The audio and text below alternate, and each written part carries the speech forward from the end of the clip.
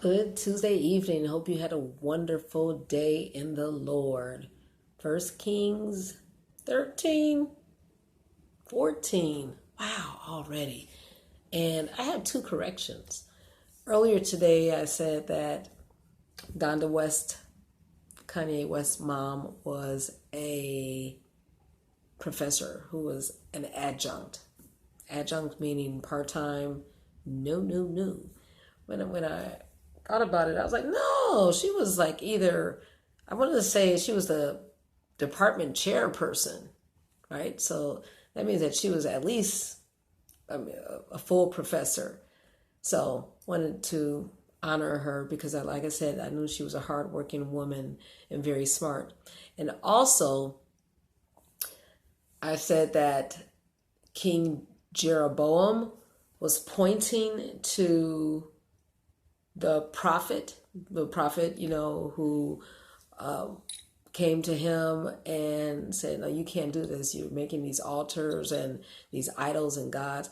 And I said that he was pointing to the prophet. No, I said he was pointing to the altar, but he was pointing to the prophet. And I know you're like, Michelle, did we even listen? But still, the details make a difference. All right, so the reason being is because in 1 Kings 14, it's important. We're talking about some more prophets. Now, the prophet who originally told King Jeroboam that he would be the head of Israel, he would take over, right? It says back in chapter 11 that the Lord would tear the kingdom, right? And give one part, Judah, to Solomon's son, only one part, and that was to King Rehoboam. And he said that I would only do that because I wouldn't take everything away, because I promised that David would still have a lineage, but the rest of Israel would go to Jeroboam. And there was, like I said, an object lesson, and the prophet who told Jeroboam that was Ahijah or Ahijah. Okay. And I know you're like, what? Why is she doing all that? This is important because Ahijah, Ahijah, was the one who prophesied again in 1 Kings 14. So, quick story. King Jeroboam had a son named Abijah. These names sound so familiar. Abijah. And he fell sick. And the king said to his wife, okay, go disguise yourself and go to this prophet Ahijah and ask him what's going to come to our son, what's going to happen to him. So the wife went and she disguised herself and she went to the prophet. And the prophet at this time was old. He couldn't see, right? His eyes failed him.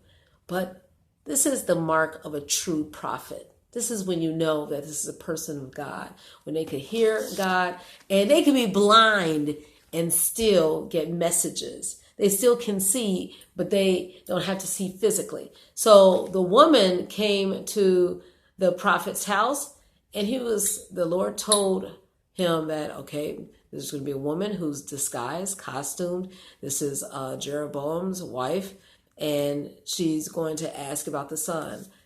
The Lord revealed everything. So he asked her, like, why are you coming here in costume? Why are you doing this? He told her about everything that she was doing.